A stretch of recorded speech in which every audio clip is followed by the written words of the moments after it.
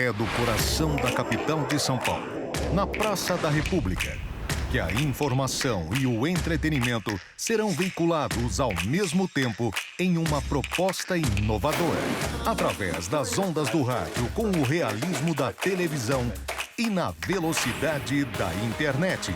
Conhecimentos necessários da saúde do corpo, saúde mental, saúde financeira.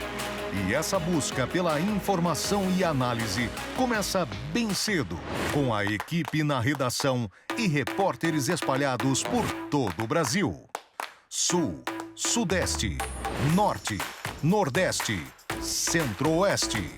Porque a informação une, cura e deve estar próxima. Com sua participação a partir de hoje em um mesmo propósito. Juntos onde você estiver. Agora, o Brasil Conectado. A informação que você precisa, na hora certa. Relógio, Rádio, TV. Apresentação, Breno César e Tabata Porte. Olá, muito bom dia para você, seja muito bem-vindo ao Relógio Rádio TV, agora 9h01. Nós somos pontuais, a gente começa dando bom dia às 9h01, mas desde as 9h em ponto estamos aqui de segunda a sexta-feira, seja muito bem-vindo. Você faz parte de tudo isso aqui, eu já te convido a nos acompanhar onde você estiver, você que está em casa, a caminho do trabalho, você que está indo para o seu curso, para a sua consulta médica, nos acompanhe, nos leve com você no rádio do seu carro, no seu aplicativo do celular. Se você quiser acompanhar a transmissão simultânea pelo YouTube, pelo site da Hit TV, pelo ongrace.com, seja muito bem-vindo, você faz parte disso aqui e a gente espera a sua participação, viu? Eu quero dar o meu bom dia agora para o meu colega de estúdio de todas as manhãs, Breno César. Bom dia, Breno. Bom dia, Tabata. Bom dia para você que nos acompanha nessa manhã e já começamos o programa de hoje fazendo aquilo que a gente devia ter feito ontem, acabou ficando corridinho, né? Parabéns aos aniversariantes do dia, Tabata Porte. Sabe que ontem nós tivemos de aniversariante, né, que a nossa produção encaminhou para mim, a Ana Mandu, né, do canal IGD, canal da Igreja da Graça, o Enzo, que é filho daquela que cuida do nosso visual diariamente, que é o filho da nossa querida Eliane, né, da Make. Então parabéns ao Enzo. Parabéns também para a Vitória do canal IGD, o Claudinho do setor de publicidade e a nossa queridíssima pastora Thaís Benevente, que já está na correria, porque sábado tem aquele grande evento que a gente vai abordar também no decorrer da semana, né, Taba? Vamos sim. E Breno, tem um aniversariante do dia, tá? Quem? Relógio Rádio TV. Aí, nós completamos hoje um mês de Relógio Rádio TV no ar e estamos muito felizes. E a gente agradece muito a você que aceitou essa programação, que participa conosco. E eu já te convido a mandar a sua mensagem no nosso WhatsApp 11 3226 1111 para você dizer pra gente o que você tá gostando, o que você mais gosta do Relógio Rádio TV, o que você quer que a gente aborde nos próximos dias, onde você nos acompanha todos os dias. É na sua casa? É a caminho do trabalho? É no trabalho? E qual meio que você nos acompanha? Qual plataforma? É pela TV? É pela internet? É pela rádio? Mande também a sua cidade, o estado de onde você está falando. Queremos saber, né? O perfil, queremos investigar quem é que nos acompanha todos os dias. E a gente fica muito feliz, viu? Com todas as mensagens, feedbacks positivos que temos recebido. E são muitas mensagens, viu? Eu queria deixar registrado, né, Breno, que devido ao volume, muitas vezes alguém pode ficar chateado. Poxa, não leu minha mensagem. Mas você sabe que o pessoal já até está compreendendo, Tabata, porque que o bom, assunto em si acaba rendendo no dia a dia. E o importante é que é esclarecedor. Então todo mundo aprende. Às vezes os que acabam entrando na grade, né, participando, às vezes bate com a dúvida do outro e assim vai. Exatamente. Bom, Relógio Rádio TV de hoje, quarta-feira, vai falar do quê? Do seu bolso, do meu bolso, do nosso nosso bolso, das nossas finanças. E qual que é o assunto principal de hoje? Financiamento. Sabe aquele sonho da casa própria, o sonho de ter o veículo próprio, o seu carro, a moto? Será que vale a pena fazer financiamento hoje em dia? Como não cair numa pegadinha e aí assinar algum contrato sem perceber quais taxas ali estão embutidas, qual a melhor forma de financiamento. Temos também que falar sobre esse novo tarifaço imposto pelos Estados Unidos, como isso afeta o nosso dia a dia aqui. Será que vai afetar o nosso bolso? E você que está pensando em fazer um financiamento, será que tem alguma coisa a ver? Será que pode acabar impactando na inflação, nos juros e isso acabar adiando o seu sonho da casa própria ou do seu veículo? Bom, a gente vai abordar tudo isso hoje ao vivo. Então, diretor, roda a vinheta.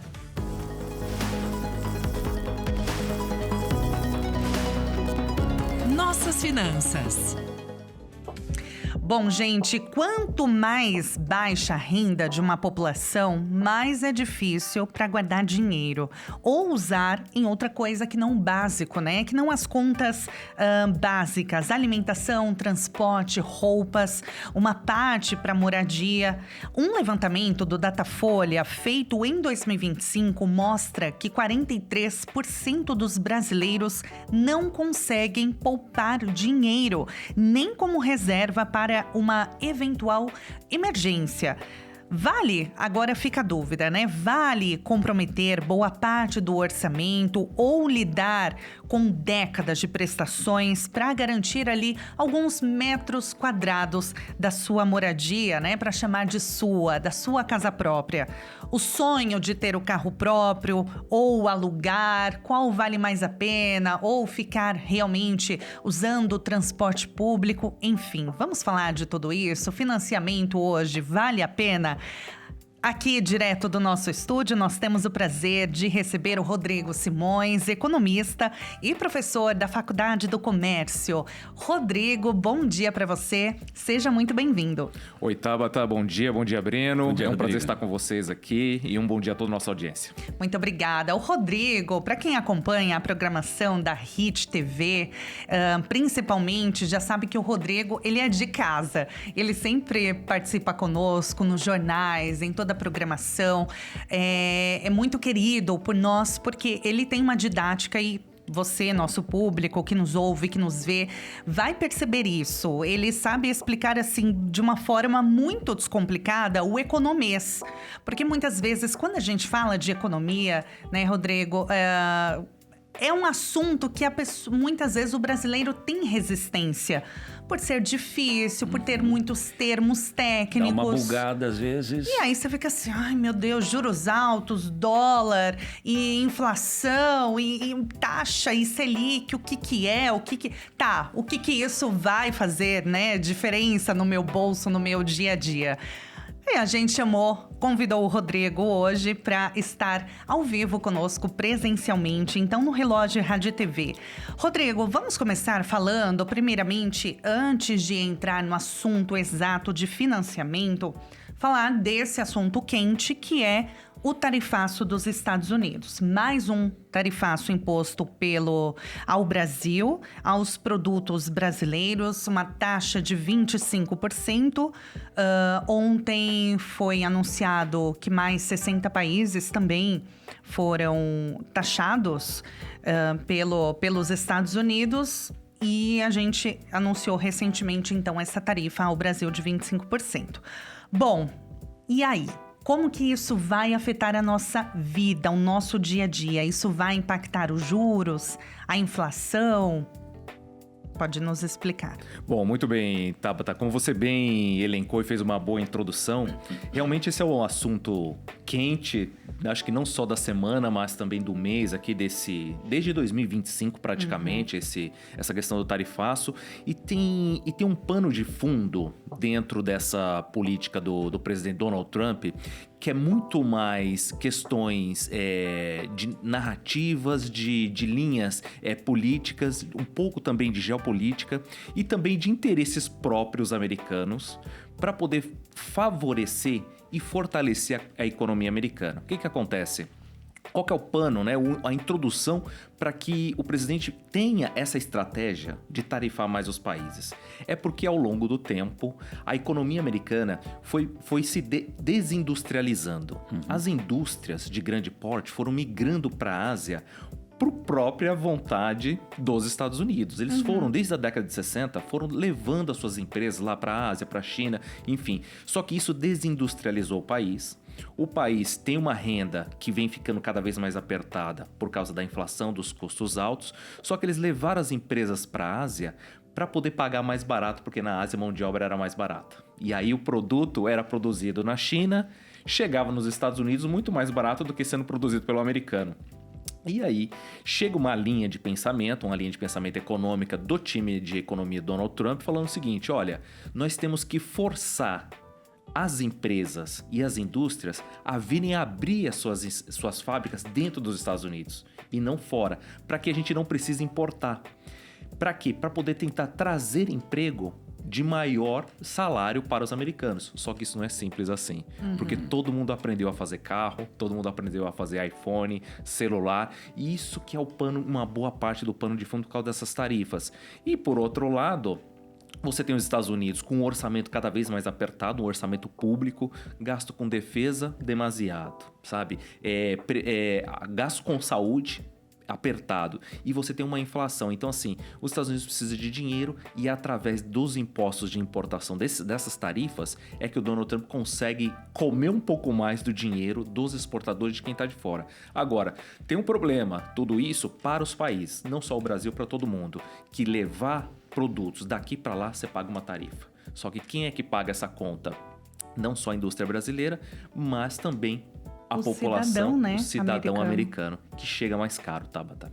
E a gente tem acompanhado, né? Nós tem, de certa forma, um temor muito grande, até por parte da imprensa mesmo, ao noticiar como isso vai afetar a gente. Mas, ao pensar em tudo isso que você disse, é o cidadão americano, é a população dos Estados Unidos que vai ser a maior afetada. Não é bem isso, né? Exatamente, porque o produto da tarifa, apesar do dinheiro extra de imposto que o governo recolhe, é o cidadão americano que vai pagar mais caro pelo produto. Então, a carne brasileira vai chegar mais caro lá. Mas, a grosso modo, quem se beneficia então, Rodrigo?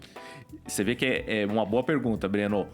Quem se beneficia no curto prazo é o governo americano que arrecada mais impostos. Mas não significa que o Donald Trump cumpre a promessa dele de falar assim, não, eu vou arrecadar mais imposto dessas empresas que estão vendendo para nós e eu vou repassar para a população. Mas isso não acontece. Os preços estão no supermercado, estão nas prateleiras do consumidor americano. Por isso que a inflação lá está apertada e a taxa de juros não tem caído no ritmo que eles desejam. E a gente tem acompanhado também muitas pesquisas indicando uma queda muito acentuada da popularidade do presidente Donald Trump. E em novembro teremos então as eleições legislativas e ele corre muito risco, né, de perder um apoio muito grande no Congresso. Boa parte do público tem rejeitado a sua política de governo, porque o que acontece? Conversando até mesmo com outros economistas, e até eu posso citar aqui um economista famoso, que é o Marcos Trujillo, né? Recentemente ele esteve lá na Associação Comercial e na Faculdade do Comércio. O que ele fala? Ele fala assim, olha gente, um país para poder dar certo, ele tem que ter abertura comercial, fazer negócio com todo mundo. Segundo lugar, ele tem que ter investimentos, tá? E ele não pode ter barreiras tarifárias, porque isso não amplia as negociações, você só compromete. Porque a gente tem que pensar numa forma de governar a economia de livre mercado. E não você se fechar para dentro. Porque às vezes o que o Brasil tem de melhor, aí o Brasil vende para outro país, e que outros países têm de melhor, a gente compra. E não a gente querer se fechar achando que a gente vai conseguir produzir tudo, e não é assim. Bom, gente, falando ainda sobre esse tarifaço, Rodrigo, tem os setores que serão, tem uma lista de setores que serão, então, tarifados por esses mais 25%. Agora, como isso pode acabar impactando a inflação aqui no Brasil? Pode mexer na nossa inflação, acabar aumentando, os juros também podem subir? O Banco Central pode acabar, o Copom, né? O comitê pode acabar aumentando a taxa de juros na próxima reunião? Bom, sabe que essa é uma boa pergunta e é a pergunta que todo mundo fica com dúvida, né? Quando a gente fala desse contexto geopolítico, geoeconômico, que tem deixado, assim, desestabilizado, Tabata, até mesmo as empresas que importam produtos, que exportam produtos. Não sabe se o contrato vai ter tarifa, se não vai, se fecha o contrato agora, se fecha o contrato daqui uma semana, se faz uma proteção de contrato, que aqui é o famoso hedge cambial, se quando eu vou vender para algum lugar, para algum país, se eu tenho que comprar dólar antes, isso tem desequilibrado muito e tem sim encarecido os produtos. Porque como uma hora entra a tarifa, outra hora sai, você fica sem saber qual caminho, os empresários ficam sem saber qual caminho e como precificar o produto para a população.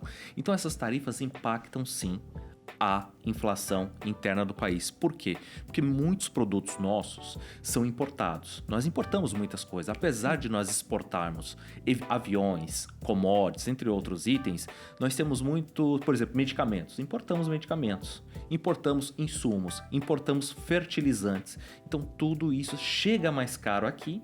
Chegando mais caro aqui, a indústria local, as empresas, elas acabam repassando isso para o consumidor, para poder, às vezes, até mesmo ou preservar a sua margem ou colocar um pouco de ganho de acordo com essa volatilidade. Então impacta e isso vai bater onde?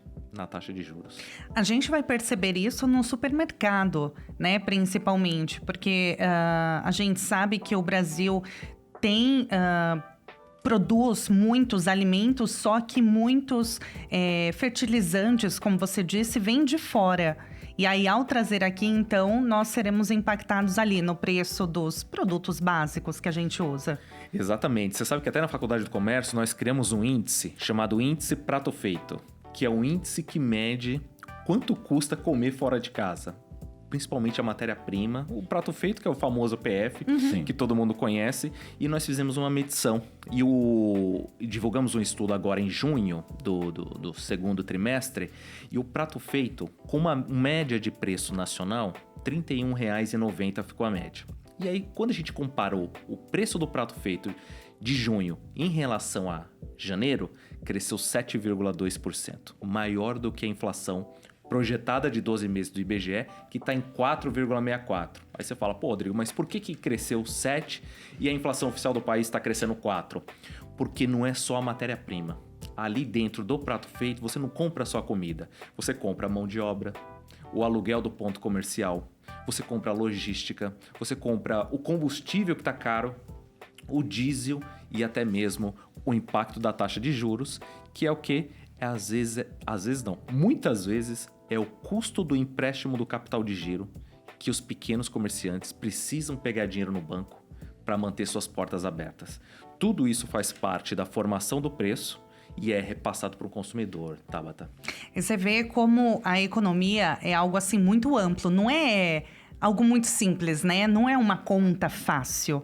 Há muita coisa para a gente analisar e esse é o objetivo do Relógio Rádio e TV, sempre quando a gente traz assuntos que impactam a nossa vida, né? Todos os dias aqui, assuntos da saúde da mente, da saúde do corpo, do nosso bolso. Então, não é algo muito simples para a gente trazer aqui um professor de economia e ele falar, a conta é simples, 1 mais 1, 2 e acabou. Não, a gente precisa entender todo o contexto, né? O cenário mundial. São ramificações. Saber, né? Para saber como que isso afeta no nosso dia a dia. Aí você vê, né? São muitas vertentes para analisar. Não é algo muito fácil, é preciso muito estudo, mas o Rodrigo está aqui para isso, para nos ajudar. Falando da construção civil, gente, a inflação da construção disparou e ameaça elevar os preços de imóveis na planta. Com isso, o sonho da casa própria pode ficar cada vez mais longe. Vamos acompanhar mais um pouco na reportagem. Daqui a pouco nós voltamos com o Rodrigo Simões, economista. A disparada da inflação da construção civil pegou de surpresa o mercado imobiliário e pode ser mais um complicador para as vendas do setor que já enfrenta a barreira dos juros elevados. Com a guerra no Oriente Médio, aumentaram os preços das matérias-primas de vários materiais usados para erguer edifícios. Essa alta de custos dos materiais, antes fora do radar das construtoras e incorporadoras, pode pressionar os orçamentos das obras em andamento e levar a uma correção de preços dos imóveis. A consequência disso pode chegar aos interessados em comprar um apartamento na planta, já que a influência de custos turbina o índice que corrige o valor das prestações e pode adiar a realização do sonho da casa própria. Até fevereiro, antes do início da guerra, a perspectiva era de que a inflação geral da construção civil em 2026 ficasse próxima da registrada no ano passado. Em 2025, o Índice Nacional da Construção Civil, apurado no mês fechado pela Fundação Getúlio Vargas, teve alta, de 5,9%. Mas agora as projeções para o ano de 2026 já estão de 1 a 2 pontos percentuais acima dessa marca. As projeções apontam para que o indicador encerre 2026 em 8,3%, com alta de 9% nos preços dos materiais e serviços e de 7,5% na mão de obra. No ano passado, a inflação dos materiais e serviços havia sido de 3,8% e da mão de obra, 9%. Bom, 9h21. Gente, falar de casa própria, né, Rodrigo? Hoje em dia parece algo assim, parece até uma lenda. Porque antigamente, ao falar dos nossos pais, dos nossos avós, quando chegavam na casa dos 30 anos, a maioria já tinha sua casa própria. Tinha casa própria, conseguia comprar uma casinha de veraneio, um sítio, uma casinha na praia. Hoje em dia, tá tão difícil. E aí, vamos tentar entender o porquê. Primeiramente, parece que ter a casa própria hoje é algo assim muito difícil, principalmente para os mais jovens. Exatamente. Você sabe que o sonho da casa própria é o sonho de todo brasileiro, de ter o seu lar, né? De ter o seu chão, como dizia já as pessoas. Então, assim, e tem ficado realmente mais difícil, porque o custo de vida ele está crescendo numa velocidade maior do que a renda cresce. Isso para quase todas as classes sociais, tá? Então, assim, claro que tem as classes mais elevadas, tem ainda até uma folga muito mais para poder adquirir os seus bens, seus imóveis, enfim. Mas na média, tá? Da classe média para baixo, classe C, B, C, D e E, o custo de vida tem apertado. A inflação de serviços, não só no Brasil, mas no mundo, cresce num ritmo muito superior do que a inflação oficial medida pelo IBGE, que é o IPCA, tá? E o que é a inflação de serviço? É a prestação de serviço, desde do cabeleireiro, desde da clínica de estética, academia. Isso tem ficado mais caro. O mundo tem demandado mais produtos, mais itens, tá? As pessoas têm consumido mais, mas a renda não acompanha. Quando você compara, por exemplo, o valor da cesta básica com salário mínimo há mais de 10 anos atrás, era aproximadamente 45% do salário mínimo. Hoje, o valor da cesta básica, comparado ao salário mínimo, ele consome quase 60% do salário mínimo. Olha só, quase 15 pontos percentuais ele já comeu do salário mínimo. É um modelo de comparação, mas para a gente poder ter ideia de quanto que o salário cresceu e quanto que o alimento subiu. Então esse é o impacto. E agora, mas falando assim do setor da construção, você tem 2 Brasis no financiamento imobiliário. Você tem o primeiro, são os programas populares habitacionais. Você tem o Minha Casa Minha Vida e tem também o programa aqui da Prefeitura no estado de São Paulo, é aquele programa Pode Entrar, ou o Minha Casa da Prefeitura. E aí você tem um outro programa habitacional que não faz parte desse conjunto, que é para quem vai adquirir imóvel acima de 600, 700, 800 mil reais. Só que são custos de financiamento diferentes, né? E aí a gente pode falar aqui, Tabata, e dar mais detalhes sobre quem paga o quê, quanto custa a entrada, se tem taxa, se não tem, aí a gente pode falar. Tem muitas dúvidas, né? Primeiramente, juntar o dinheiro para fazer um financiamento, aliás, corrigindo aqui a minha pergunta, né? Vamos pensar direitinho. a ideia de que financiamento é coisa de quem não sabe juntar dinheiro, né? Tem muito ainda esse pensamento, muitas pessoas ainda falam isso. E há muitos coaches, né? Enfim, pessoas na internet, porque a internet é uma terra, assim, que tem muitas opiniões e você fica meio perdido em quem você acredita, em quem você segue a linha, né? Para qual linha você vai seguir. Mas há muitas pessoas que pregam a ideia de que financiamento é coisa de quem não sabe juntar dinheiro, né? A pessoa que gasta muito ou que não sabe administrar a própria renda. Isso é verdade mesmo, Rodrigo, ou não? Olha, bem pontuado por você. A internet, ela também é muito boa, mas também muito ruim. Acaba sendo uma terra de ninguém, até mesmo com informações falsas. Por isso que é importante a gente ter um canal aqui como a HIT, onde a gente busca levar informação de qualidade, uma informação de verdade para a população não se enganar. O que acontece? Tudo começa com o orçamento familiar. O orçamento familiar é a família ou o indivíduo conhecer qual é a sua renda e qual é a sua estrutura de gasto. Olha, quanto eu ganho, quanto eu gasto no mês. Esse é o primeiro passo, tá? Você ter domínio do seu orçamento doméstico e das suas finanças pessoais. Agora, muito se ouve falar que é melhor morar de aluguel do que comprar uma casa própria. Mas isto, ele é verdade até um certo ponto. Porque só funciona, né? Só dá certo quando você tem um bom valor de investimento e os investimentos, o rendimento dos seus investimentos, ele é superior ao custo do financiamento. Aí vale a pena você morar de aluguel, porque só com juros você paga o aluguel e ainda sobra. Mas quem é que tem essa condição? Falando principalmente das classes C, D e E. É verdade. Você não tem, as pessoas não têm. Então, o financiamento, principalmente nos programas de habitação do governo federal e até mesmo aqui da Prefeitura de São Paulo, vale muito a pena porque você tem um valor de subsídio, Tabata, que não é redução de juros, é redução direto no preço. E é melhor a pessoa juntar o dinheiro, dar uma entrada mínima necessária para poder morar no seu imóvel e ao invés de pagar um aluguel, já pagar a prestação. Boa. 9h27. Tem muito assunto ainda pra gente tratar aqui sobre financiamento. Nós vamos acompanhar a previsão do tempo. Daqui a pouquinho a gente volta ao nosso bate-papo no dia de hoje, que é para falar das nossas finanças com o economista Rodrigo Simões. Sol com aumento de nuvens em Rio Branco.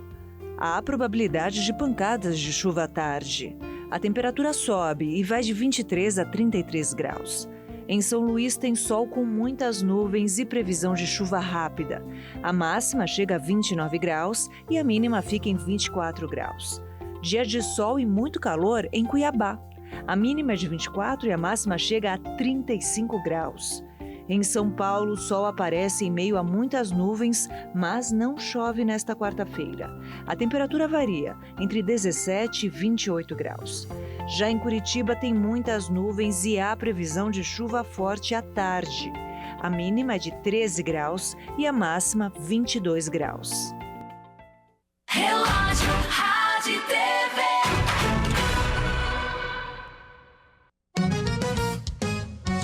Deus lhe falou pra você não ir, mas você não ouviu e lá se foi. E deu com os burros na água e agora roda o moinho como boi.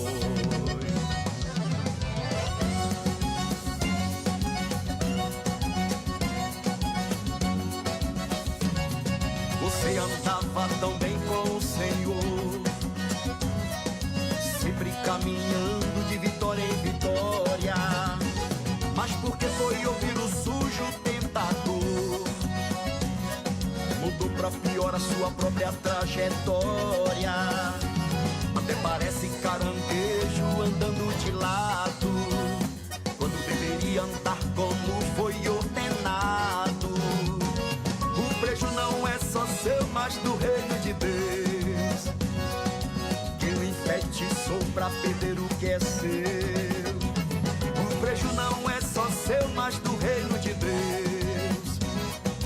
Quem o enfeitiçou pra perder o que é seu? Vem agora, venha em mente a sua atitude. O inimigo é mau, sua lei é perversa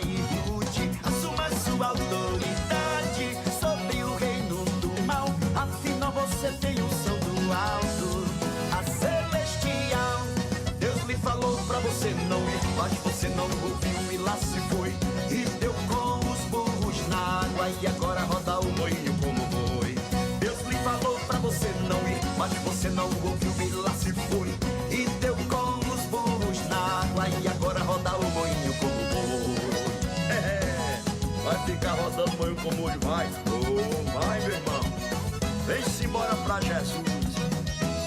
Até parece caranguejo andando de lado, quando deveria andar como foi ordenado. O preju não é só seu, mas do reino de Deus. Quem o enfeitiçou pra perder o que é seu. O preju não é só seu, mas do reino de Deus.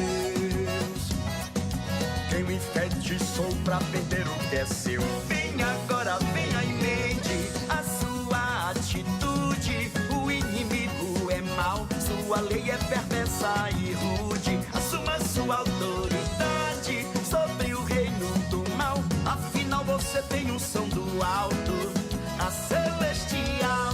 Vem agora, venha em mente a sua atitude. O inimigo é mau, sua lei é perversa e rude. Assuma sua autoridade sobre o reino do mal. Afinal você tem unção do alto, a celestial.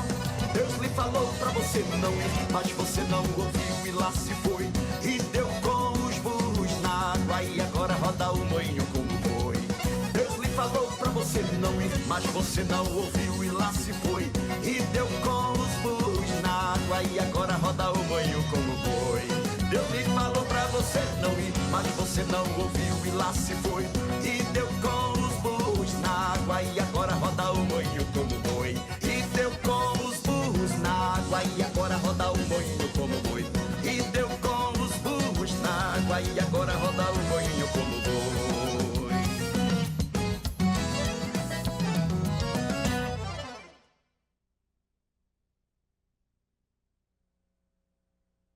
Relógio Rádio TV.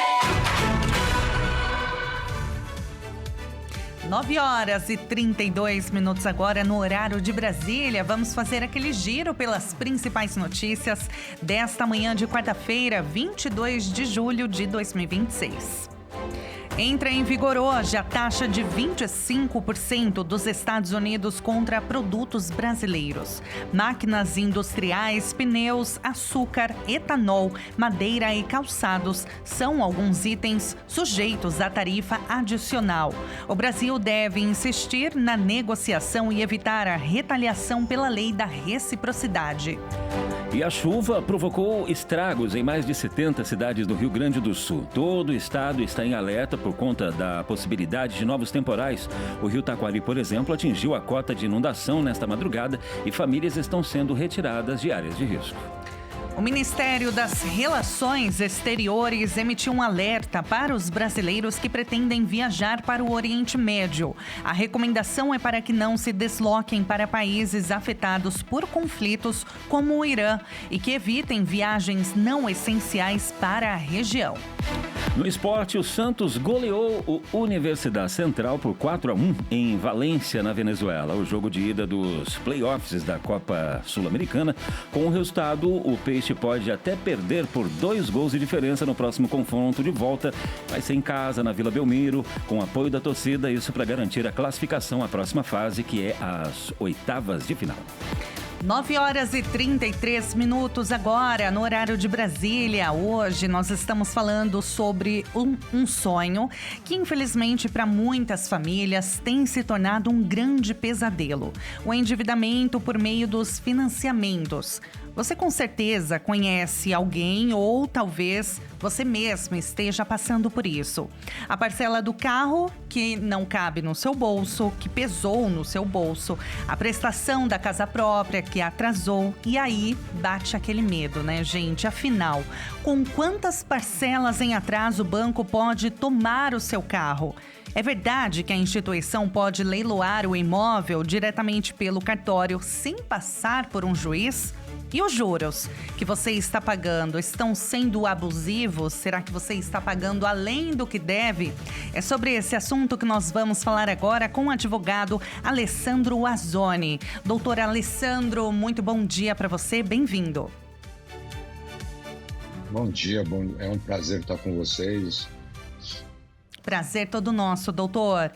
Vamos começar falando, então, que muitas pessoas acreditam, doutor Alessandro, que o banco só pode tomar o carro depois de 3 parcelas atrasadas. Juridicamente, isso é verdade ou o banco pode dar entrada no processo com apenas uma parcela em atraso? Depende de cada instituição financeira. Não existe um número de parcelas mínimas. Depende do teu histórico, né?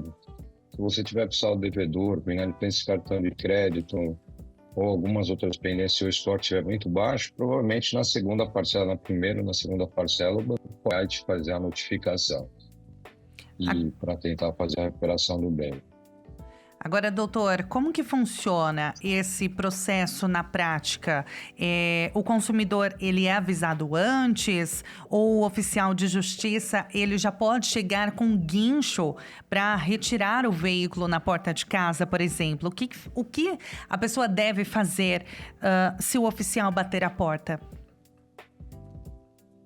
Não, primeiramente, ele tem que ser notificado pela instituição financeira sobre a mora, né? Mora o seu não pagamento, né? Seu atraso. Essa notificação tem que ser de fora, desde uma R, uma notificação de cartório. Ela tem que ser realmente no endereço correto do devedor.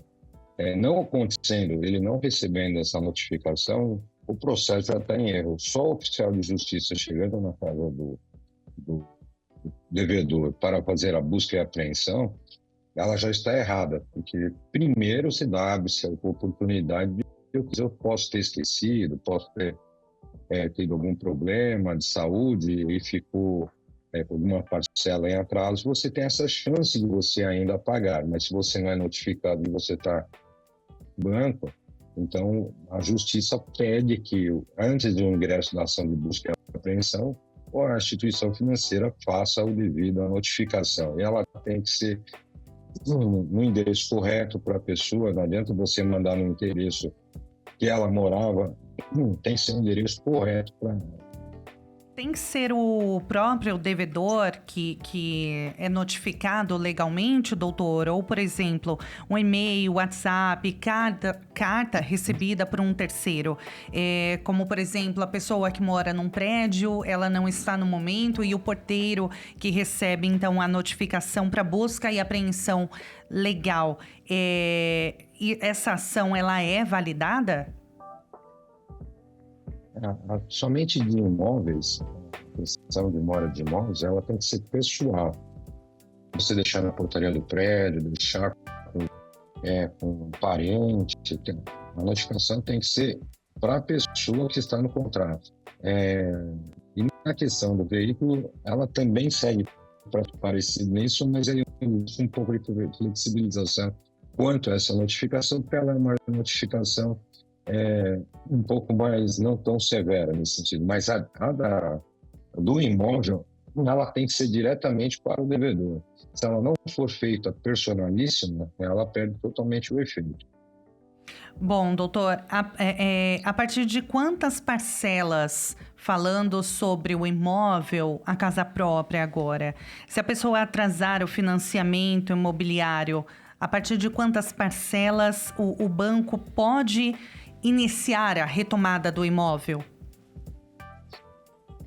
Geralmente os bancos, a instituição financeira, analisa, como eu falei, a situação da mora, né?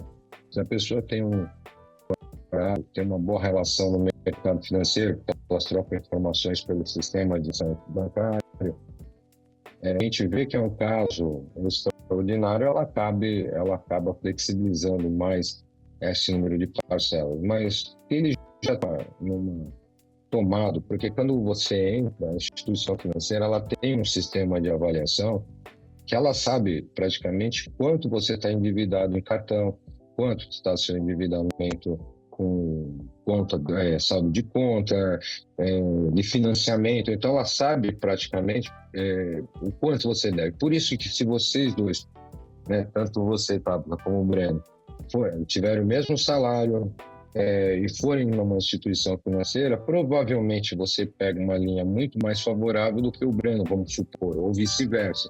Por quê? Porque às vezes o Breno está tomado em cartão de crédito, ele não está em mora, Ele não está devendo, ele não é devedor, ele é assíduo pagador.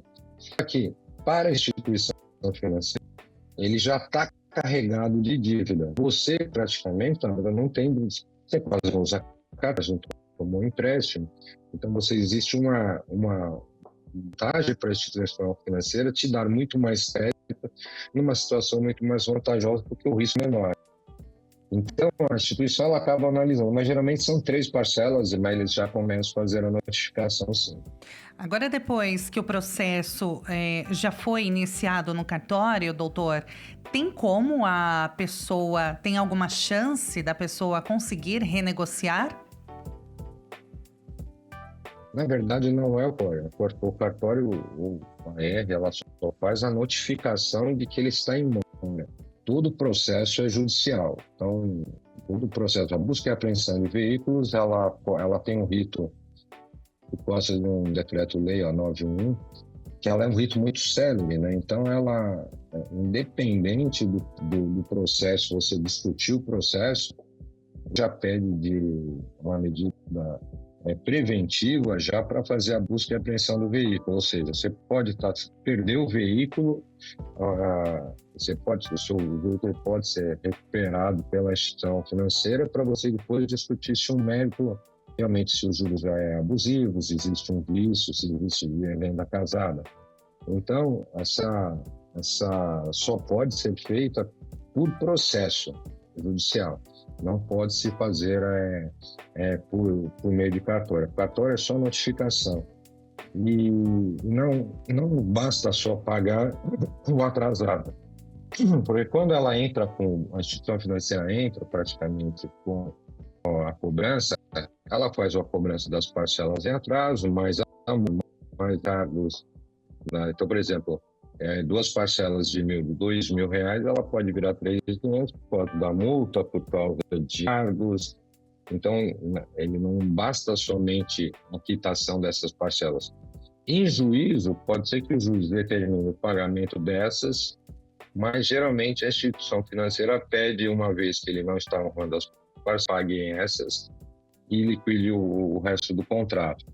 Mas isso como eu falei, depende muito da situação de cada cliente. Porque se o banco percebe que é realmente um momento financeiro, ela nunca vai deixar o cliente chegar nesse ponto. Mas, geralmente, as decisões estão sendo das instituições financeiras pagamento do atrasado mais a quitação do resto do contrato. 9h42, nós estamos ao vivo com o doutor Alessandro Azzoni, advogado, e também com o Rodrigo Simões, economista e professor da Faculdade do Comércio. Nós temos algumas mensagens no nosso WhatsApp e a gente quer ler ao vivo com vocês, para então o Rodrigo e o doutor Alessandro possam responder ao vivo. E quem participa é a Rita Santos. Bom dia, Rita, está em Santo André, na Grande São Paulo. Bom dia, pessoal. Tenho um financiamento com saldo devedor de aproximadamente R$20.000 e estou com parcelas em atraso. Qual seria a melhor forma de negociar essa dívida? Vale mais a pena amortizar as parcelas ou existe uma opção mais vantajosa? Bom, muito bem. É uma boa pergunta. O nome é Rita, né? Rita, muito bem, Rita. Muito boa a sua dúvida. Você sabe que quando você entra no aplicativo de financiamento imobiliário, ele tem lá uma simulação. Quando você entra lá no seu aplicativo, por exemplo, entra no aplicativo da Caixa Econômica Federal, você vai lá no item lá do financiamento e tem uma tela lá, um exemplo de amortização do seu saldo devedor.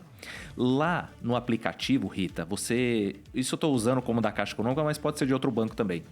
Tem 2 opções. Você tem o valor do saldo devedor, tá? Por exemplo, um valor X lá, R$100.000. Lá tem o valor da sua parcela atual que você paga e tem também a taxa de juros que você contratou o seu financiamento, 7%, 8%, 9%, etc.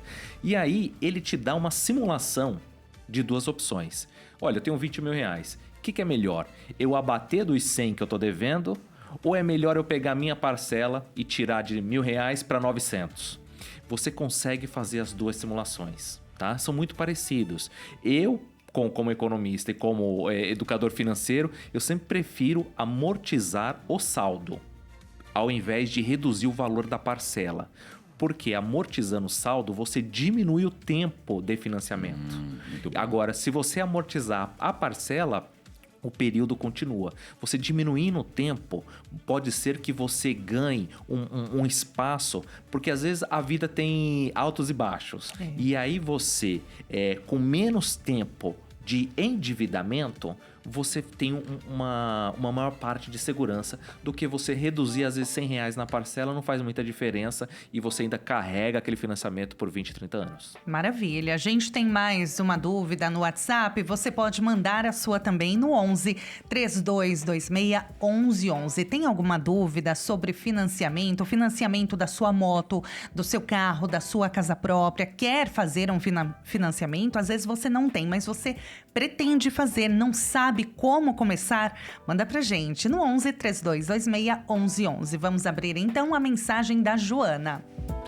O proprietário pode pedir o imóvel de volta a qualquer momento? Sou inquilina há 6 meses. Vamos lá, doutor Alessandro, consegue responder essa da Joana? Não é a qualquer momento. Você tem um contrato vigente, somente em caso de venda ou alguma emergência que ele possa ter, mas existe um rito para isso, né? Ou por estar inadimplente. Se ela tiver adimplente, não tem porquê dele... É um contrato celebrado entre as partes, e no contrato geralmente tem essa cláusula que versa sobre o proprietário pedir o imóvel de volta. Então, não basta ele querer o imóvel de volta. Não é uma situação direta. Não é porque é dele, né, doutor, que ele pode, então, pedir a qualquer momento. Tem que seguir o contrato. É preciso o contrato, né? Isso, porque senão, imagina a insegurança que eu tenho. Eu baseado no meu... vamos dizer assim, eu fui alocado para o Rio de Janeiro, eu aloco lá justamente no período que eu vou estar trabalhando, de repente o proprietário simplesmente pede o imóvel de volta porque ele quer usar, ou ele quer alugar mais caro, e com isso eu sou despejado. Então, existe essa segurança jurídica, por isso que o contrato, isso que é muito importante.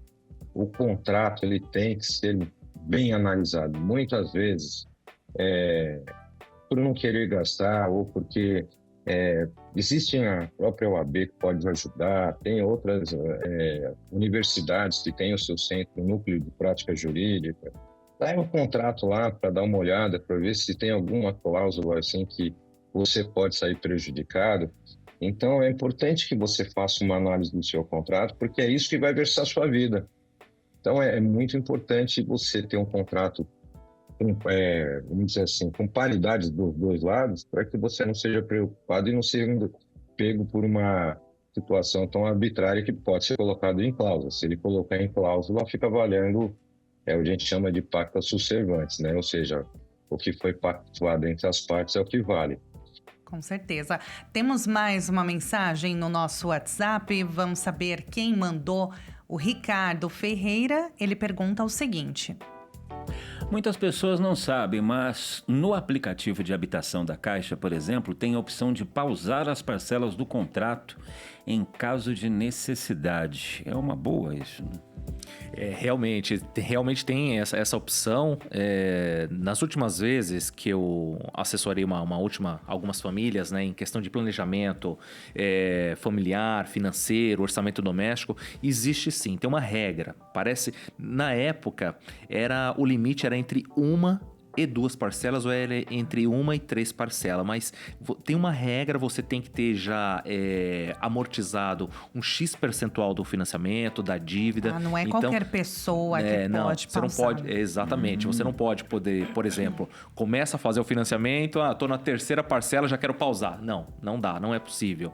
Existe uma regra que é atualizada dentro da própria, quando você contrata pelo sistema de financiamento imobiliário, né, da Caixa, a regra está dentro do contrato. Perfeito. É preciso analisar, então. Tem alguma relação com a renda da pessoa? Ou não? Porque tem aquelas fases, né? Tem a renda, a média de renda para fazer o financiamento, por exemplo, pelo Minha Casa Minha Vida. tem nesse sentido a pausa do financiamento? Não, na verdade, a pausa ela pode acontecer por uma questão de um aperto momentâneo, financeiro da família, tudo tal. Aí a pessoa pode ter esse direito de pausar a parcela, mas o banco avalia e ele não dá resposta na hora, tá? Isso dentro do aplicativo é feita uma análise. E aí, porque senão você tem um volume muito grande de pessoas que vão pausar o financiamento e aí a Caixa Econômica fica sem um fluxo de recebimento das parcelas e ela não consegue repassar muitas vezes até mesmo para as construtoras, tá? Mas isso é analisado. Você entra com pedido no aplicativo, mas a resposta não é na hora. Bacana. 9h50, a gente tem mais mensagens no nosso WhatsApp 11 3226 1111. Povo acordadinho já logo cedo, tomando aquele cafezinho e aproveitando para tirar dúvidas, né? Tabata, o Felipe participa. Bom dia a todos. Doutor, pelo que você disse, então a lei favorece mais o inquilino do que o dono do imóvel? Sou proprietária e, segundo o app, o aplicativo, só posso pegar meu imóvel em caso de venda. Doutor Alessandro. Não é que a lei favorece o inquilino, muito pelo contrário, ela favorece o proprietário.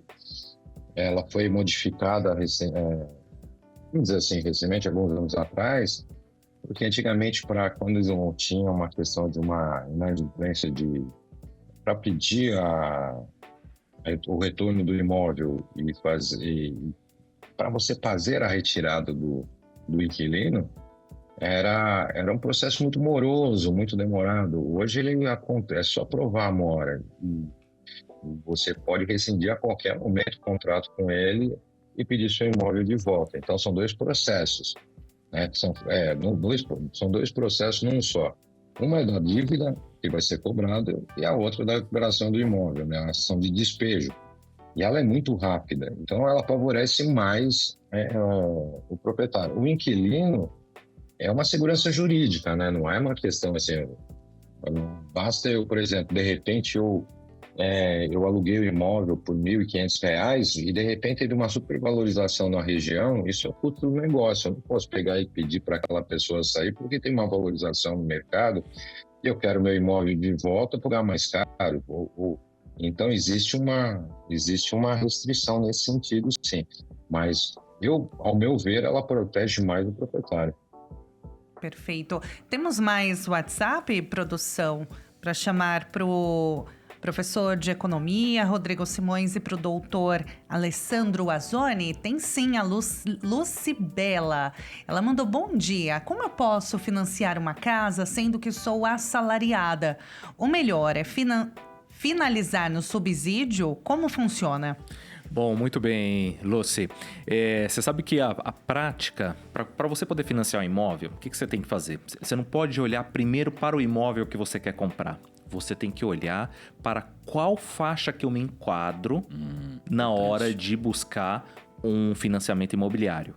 Porque lá nas regras dos programas, seja a programa oferecido para a população em comum ou para a população rural, você tem algumas faixas, eu trouxe aqui. Por exemplo, Minha Casa Minha Vida, na faixa 1, é para quem ganha até 2 salários mínimos. E para esse público existe uma determinada taxa de juros. A faixa 2 é para quem ganha de R$ 3.200 a R$ 5.000 aproximadamente. A faixa 3 de R$ 5.000 a R$ 9.600 e a faixa 4, que foi ampliada pelo governo atual, de R$ 9.600 a R$ 13.000. Para cada uma dessas faixas, Lucy, você tem uma taxa de juros diferente e um valor de subsídio do governo diferente. Então, quanto menor a renda, maior o valor que o governo entra subsidiando parte do seu imóvel. Por exemplo, para quem ganha até 2 salários mínimos, a pessoa vai comprar um imóvel de 210 mil reais. O subsídio pode chegar a quase 50 mil. Então, o valor que ela financiaria seria 160. Então, vê que você tem algumas vantagens, mas você não pode ir para o imóvel primeiro. Você tem que ir primeiro para a sua faixa de renda que o banco irá aprovar. Perfeito. Temos mais uma dúvida no 11 3226 1111. Pode mandar pra gente, ainda tem muito relógio Rádio e TV pela frente e nós vamos responder a sua pergunta. Geraldo, bom dia, Geraldo. Ele mandou aqui: bom dia, eu tenho um financiamento já quitado. Eu posso fazer um outro além desse? Geraldo, bom dia. Você sabe, Geraldo, que o banco, o que ele analisa quando você vai financiar um imóvel, Tabata? É que ele verifica o quanto você compromete da sua renda com a parcela do financiamento, tá? E o limite máximo é 30%. Mas não é o que os planejadores financeiros recomendam, porque você tem que ter sempre uma margem de segurança. Pode, às vezes, ter um imprevisto familiar, um imprevisto de despesa em casa, tudo isso pode acontecer, então é isso. Muito difícil o banco aprovar mais de um financiamento, tá? Principalmente se você tiver um programa habitacional popular. Porque aí é um só por vez e você comprou... Se você adquirir um programa habitacional uma vez, você não pode adquirir outro. Você já foi beneficiado pelo programa. Agora, se a sua condição está acima dos imóveis médios de 600, 700 mil reais, aí se você tiver uma renda que seja suficiente para comprar financiado uma casa na praia e um apartamento na cidade, aí tudo bem. Agora, se for programa popular, não. Agora, doutor Alessandro, o que fazer ao primeiro sinal de crise, quando a pessoa ela tem o financiamento e ela percebe que a próxima parcela do financiamento não vai caber no orçamento? O que ela deve fazer? Ela busca alguma assessoria jurídica para poder agir, para não ser prejudicada, perder ali o bem dela tão precioso? Sim, eu acho que é o primeiro momento, acho que eu falo geralmente falo sobre a questão de dívida, é o seguinte: nunca se esconda do seu credor. Quanto mais você abre a sua situação, às vezes a pessoa se sente tão incomodada, eu não tenho dinheiro para pagar esse mês, ela se esconde. O se esconder, ela acaba prejudicando muito a sua imagem perante ao credor. Ele acha que você está fugindo, que você está querendo fazer uma situação que ele não tem, mas principalmente a transparência na tua situação é muito válida. A própria instituição financeira, como nós vimos a questão da Caixa Econômica Federal, ela já tem travas de você poder dar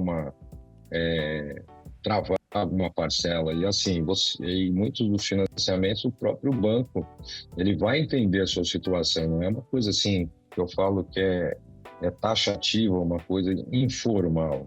Você pega uma financeira, ela sabe que você pagou recorrentemente e você tem essa situação. Então, primeiro, nunca assuma e nunca se esconda do seu credor. Agora... E outra se você tiver alguma dúvida, reavaliar o seu contrato, né? Doutor, tem uma questão que muitos escritórios acabam prometendo, digamos assim, milagres, de parar de pagar o financiamento para entrar com uma ação. E aí acaba sugerindo ao cliente parar de pagar, então, as parcelas enquanto entra com uma ação revisional, aliás. Esse é um conselho válido? É perigoso? O consumidor, a pessoa, ela corre o risco de ficar com o nome sujo, ter o bem apreendido?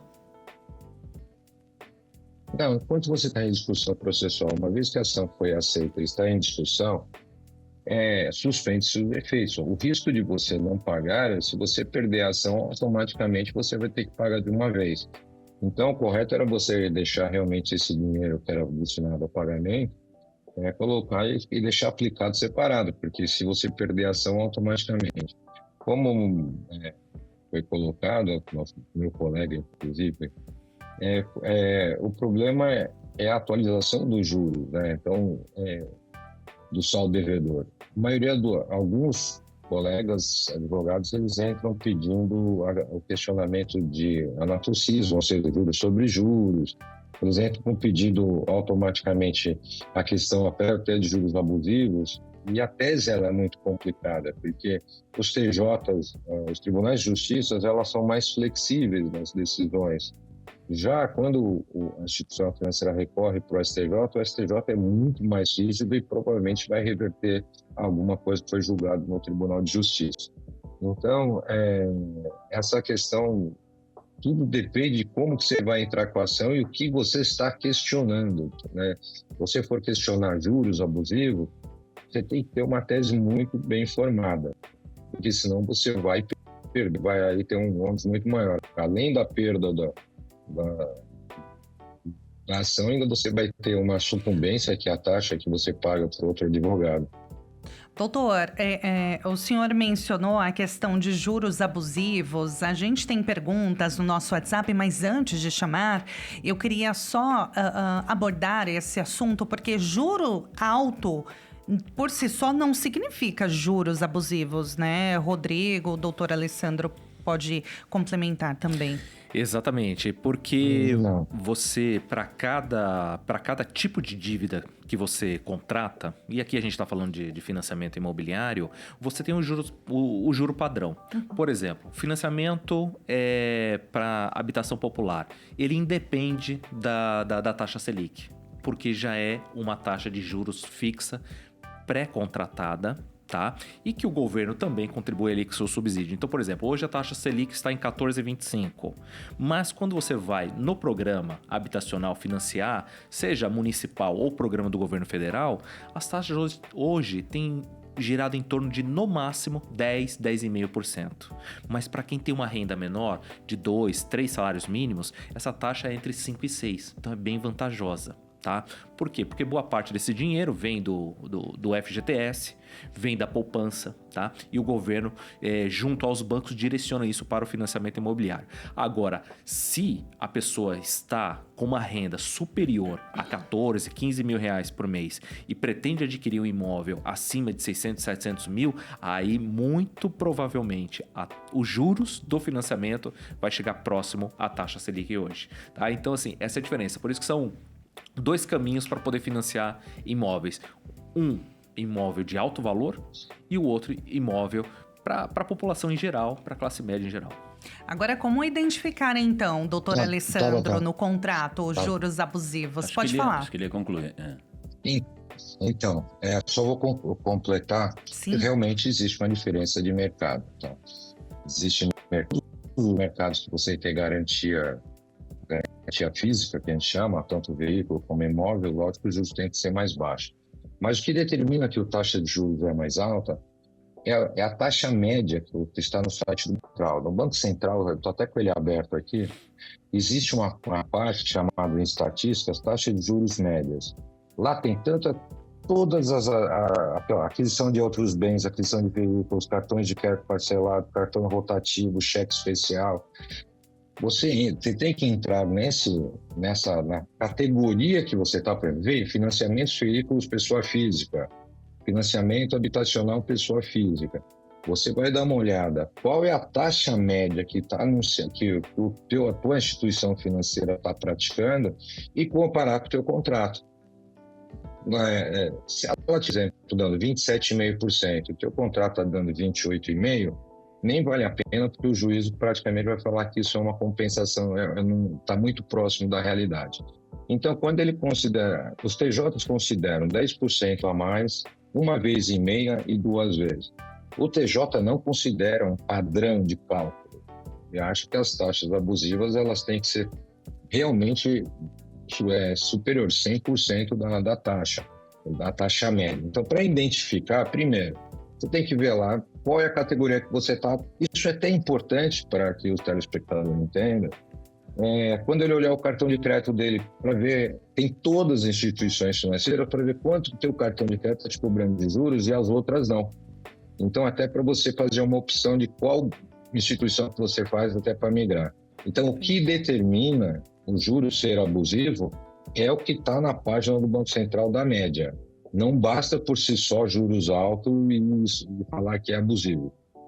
Perfeito, é importantíssimo, né, esclarecer isso, porque todo mundo fala, né, mas que juros altos, e aí reclama, pode ir lá no banco, falar assim, vocês estão me cobrando juros abusivos, e a pessoa até passa por um constrangimento, né?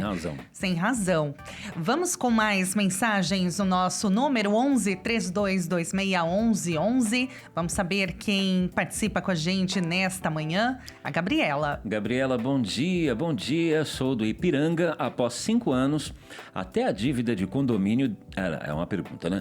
Sou do Ipiranga. Após 5 anos, até a dívida do condomínio deixa de existir? Posso perder meu imóvel? Quem responde, doutor Alessandro? A justiça entende que o prazo de decadência disso é 5 anos, né?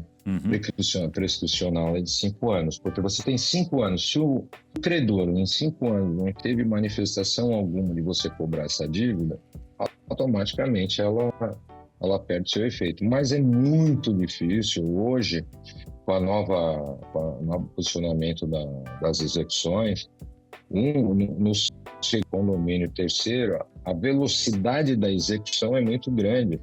Você entrou em mora. Hoje eu falo, morar em condomínio é um risco.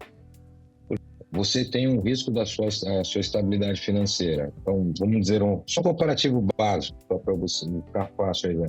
Se você mora numa casa, se você vem a ficar desempregado, você tem uma responsabilidade de pagar IPTU, luz e água. Já no condomínio, além de você pagar, você tem a taxa condominial. E se você não paga, você pode ser executado e tomado esse imóvel, ido para leilão, e você perde o seu imóvel. Então é muito rápido, eu acho perigosíssimo você dever em condomínio, pela velocidade que nós temos hoje. Cada condomínio tem uma maneira de processar. Tem condomínio que a partir da segunda ou da terceira já executa praticamente e já pede a liquidação do imóvel indo para leilão. Coisa rápida, muito rápida, e não dá tempo de você se posicionar. Doutor Alessandro tocou num ponto importante, tá? Até porque de repente muita gente vai se identificar, porque essa questão do leilão, né? Eu também cometi um erro que foi de me distanciar pelo fator constrangimento que ele também citou. Fiquei desempregado, atrasou 3, 4 parcelas, então você já fica meio constrangido. Eu não tenho condições de pagar. Meu erro foi esse, de não ter notificado, de não ir procurar o banco para tentar negociar e explicar a situação. Mas a partir do terceiro mês, doutor Alessandro, começou a chegar, Tabata e Rodrigo, a carta já de anúncio de leilão. Então, existe um prazo já a partir dessa terceira parcela, doutor Alessandro? Deu uma travada aqui no teu áudio, eu não consegui entender parte dele. Se você puder só falar o finalzinho dele. Tem um prazo, a partir da terceira parcela em atraso, já pode ir realmente para leilão ou não? Sim, quem determina é a própria condomínio. Condomínios, por exemplo, que você... Qual que é o padrão? Vamos dizer assim. Aí você tem um morador que acabou de voltar dos Estados Unidos, férias está nos Estados Unidos, tem carro importado, iPhone 17, mas não paga condomínio. Obviamente ele vai ser notificado e provavelmente se ele não pagar ele vai ser executado por justamente uma questão de pressão de ele dar a ação correta. Mas se você vê que realmente é uma dificuldade financeira e você procurar o condomínio e falar o que está acontecendo, eu acredito que esse prazo pode ser dilatado e muito. Então, depende muito da situação que nós estamos levando. Mas, geralmente, na terceira já pode ir para leilão. E o leilão é uma coisa assim, que até agora está tendo uma controvérsia para o adquirente, a questão se zero IPTU devido ou não, né? Então, o leilão é uma coisa muito traiçoeira, porque às vezes você tem um imóvel que você não consegue comprá-lo do seu proprietário, né? Você não consegue comprar no mercado, vamos dizer assim, no mercado, com valor de 500 mil, 1 milhão, e ele vai para leilão. No primeira chamada tem um preço médio que é calculado justamente por avaliador, e na segunda chamada é pelo preço que vier. Então, de repente, um imóvel de 500 mil, 1 milhão, ele pode sair por 250, 300, e a sua dívida estiver em 400, o imóvel vai embora e ainda você fica devedor da parcela do saldo devedor remanescente. Então, é perigosíssimo. Gente, nós acabamos de conversar com o doutor Alessandro Azzoni, advogado, a quem a gente agradece muito a participação ao vivo aqui nesta manhã de quarta-feira no Relógio Rádio TV. Doutor Alessandro, olha, muitíssimo obrigada pelos esclarecimentos. Foi um prazer, viu? Volte sempre. Obrigado, doutor. Obrigado, sempre um prazer. E quem tiver perguntas dos telespectadores, podem fazer no Instagram, como colocado aí. Isso. Eu ajudarei com o maior prazer. Muito obrigada. Quem quiser acompanhar o doutor Alessandro, como ele disse, tem alguma dúvida, quer entrar em contato com ele, vai lá no Instagram, é o @aleazone, com 2 Zs e no final. @aleazone, com 2 Zs no final, como eu disse. Com 2 Zs no final, não. Com 2 Zs, o Azone, tá, gente? @aleazone. Doutor Alessandro, muitíssimo obrigada. Um ótimo dia para o senhor. Ótimo dia para vocês também. Muito obrigada, é um prazer enorme. Agora são 10h10. A gente acompanha neste momento a mensagem de fé desta manhã.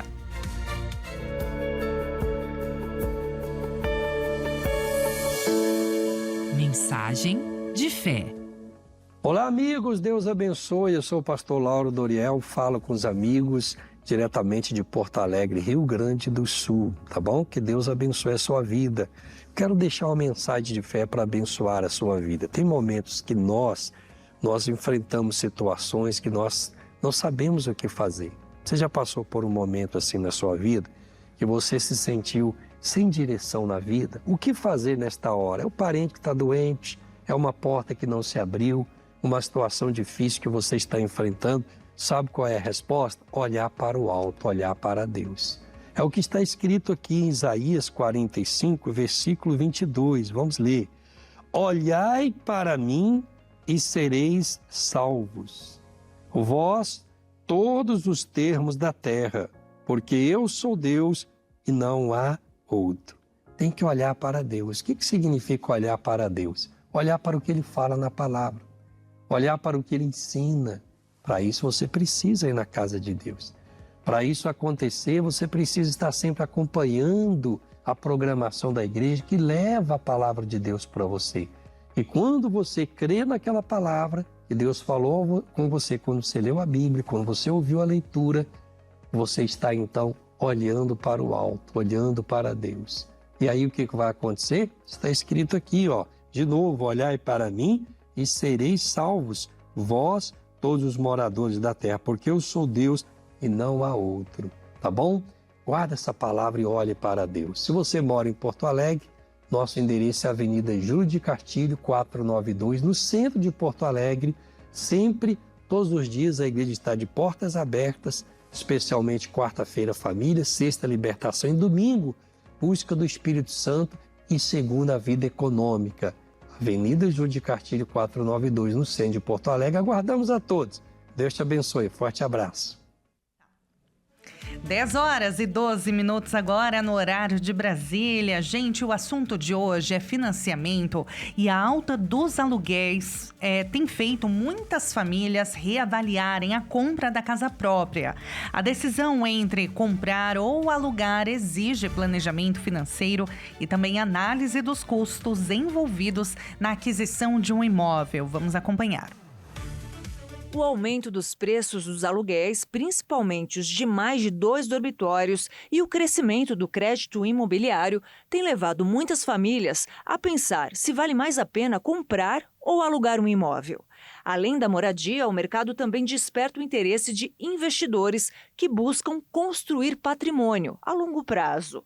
Com essas mudanças, a compra de um imóvel virou mais que uma necessidade. Passou a representar uma decisão estratégica para muitas famílias. O custo de produção dos imóveis aumentou, devido à alta dos insumos, à escassez de mão de obra e ao cenário de juros elevados. Apesar disso, ainda existem oportunidades para quem deseja adquirir um imóvel para morar ou investir. Mas antes da compra, é fundamental que o consumidor faça um planejamento financeiro detalhado. E além do valor do imóvel e do financiamento, é preciso considerar despesas como registro em cartório, possíveis reformas e os custos de mobiliar o imóvel. Ao mesmo tempo, o comprador também deve levar em conta a possibilidade de redução das taxas de juros no futuro, o que pode permitir a portabilidade do financiamento e melhores condições de pagamento. A vantagem da compra do imóvel é que vai contribuir para a formação de patrimônio, ao contrário do aluguel, que representa uma despesa sem retorno financeiro ao longo do tempo. mas a decisão deve ser tomada de forma planejada, considerando a realidade financeira de cada família e todos os custos envolvidos na operação. 10h14 agora. Vamos com mais mensagens que vocês estão nos mandando pelo nosso WhatsApp 11 32 26 11 11. Quem nos mandou também nesta manhã foi o William Judas. Bom dia, sou motorista de aplicativo e possuo MEI, CNPJ próprio. Renda mensal em torno de R$ 2.500. Consigo financiamento de casa própria pelo Minha Casa Minha Vida, do governo? Muito bem. William, muito provavelmente você se encaixa na faixa 1. Ele se encaixa na faixa 1, Tabata. Mas existem outros pontos a serem avaliados. Tá. Por exemplo, a renda, o fator renda. Como que é a renda dele? Ele é trabalhador CLT? É registrado? É um trabalhador autônomo? Acho que ele colocou que era MEI, né? Isso. MEI. E isso também vai muito de também entender qual que é o histórico do MEI dele, quanto que ele tem faturado, porque não basta de fato estar registrado com seu CNPJ aberto. Você tem que ter movimentação bancária na conta, que comprova que através do MEI você tem renda. Então, esse é um ponto. E aí o banco vai pedir os anos anteriores de comprovação de que você, através do MEI, você faturou. Então esse é um ponto. O segundo ponto é qual que é o valor que você tem de entrada de imóvel. Porque mesmo que a sua renda esteja na faixa 1, 2 salários mínimos, 3, você também tem que ter uma entrada, sabe? Você também tem que cumprir com essa parte que o sistema financeiro imobiliário ele exige. E terceiro, entender se no conjunto de dívidas que a pessoa, Breno, possui, ela não, quando a Caixa Econômica ou o banco que for fizer a análise de crédito, saber se você está com o nome adequado para adquirir mais uma dívida e incorporar no seu orçamento familiar. Porque você pode ter a renda, mas você pode já estar comprometido com outras dívidas. Aí, dificilmente o seu crédito vai ser aprovado. Então, antes de procurar, né, a agência, o credor, no caso, para poder efetivar, ou pelo menos estudar uma possibilidade, já é bom ver esses pontos, né, para ganhar tempo. Breno, realmente é um ponto importante, né? É você fazer a lição de casa antes e entender qual que é o valor da minha renda, quanto que eu tenho disponível para poder pagar uma parcela, qual é o limite de um imóvel que eu teria condições de adquirir, eu tenho dinheiro da entrada? Não tenho? Aí sim, você faz essa lição de casa, ou a pessoa, a família, o indivíduo, enfim, quem for adquirir, aí sim deve procurar um gerente, né, de um banco ou uma instituição financeira que faz essa questão que intermedia o financiamento do imóvel. Para quê? Para você poder ter esclarecimentos maiores. Outra coisa importante, Tabata, só para pegar o fio aqui da meada, eu financiei recente. Aí eu tenho um MEI e um CLT, né? Não é todo banco que aceita o fator do histórico bancário. Tive dificuldades. Exatamente. Tem um outro meio para poder comprovar o MEI? Exatamente, porque o MEI você tem o seguinte, existe uma declaração de pessoa jurídica do MEI. Lá você tem todo o volume de entradas que você faturou pelo MEI pelas notas fiscais emitidas. Sim. Então, mesmo que você tenha movimentação na sua conta pessoa física, porque tem muita gente que é MEI e deposita o dinheiro das suas vendas na conta pessoa física, isso fica difícil para o banco poder avaliar de onde esse dinheiro vem. Agora, quando você é MEI, que você emite a nota fiscal, aí o próprio site do MEI, ele consegue te trazer um histórico oficial e real de faturamento, porque vai ter lá o CNPJ para quem você emitiu a sua venda, o seu produto, o seu serviço, e isso dá um pouco mais de credibilidade, dá um pouco mais de certeza e garantia para o banco falar, não, realmente é um microempreendedor individual que tem uma receita recorrente, que tem clientes e não um MEI que só paga o imposto, mas que trabalha na informalidade. Muito bem. E temos mais uma dúvida no nosso WhatsApp. Vamos saber quem participa com a gente. A Lúcia. Ela pergunta o seguinte: o melhor é financiar uma casa pela Caixa Econômica ou em um corretor de imóvel?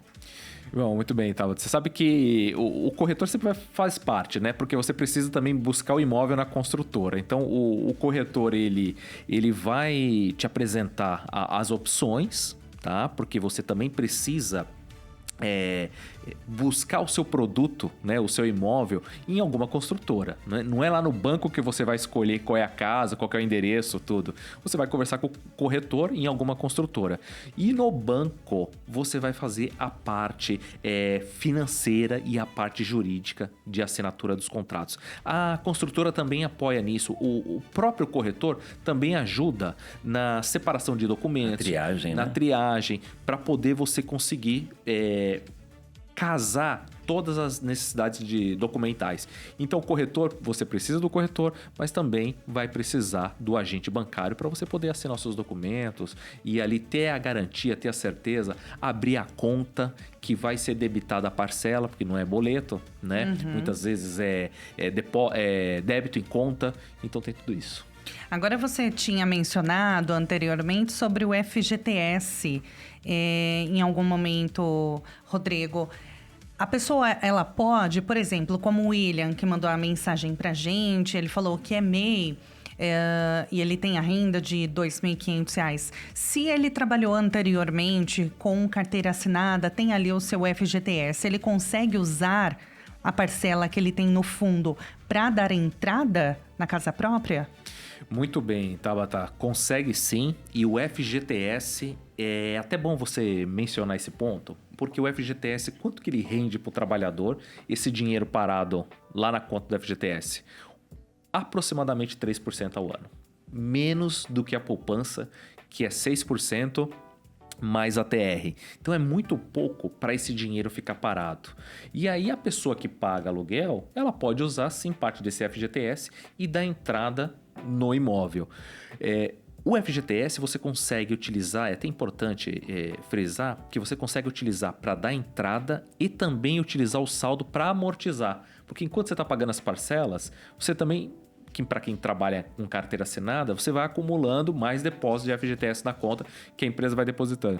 Então você consegue também buscar esse dinheiro através do aplicativo para poder amortizar.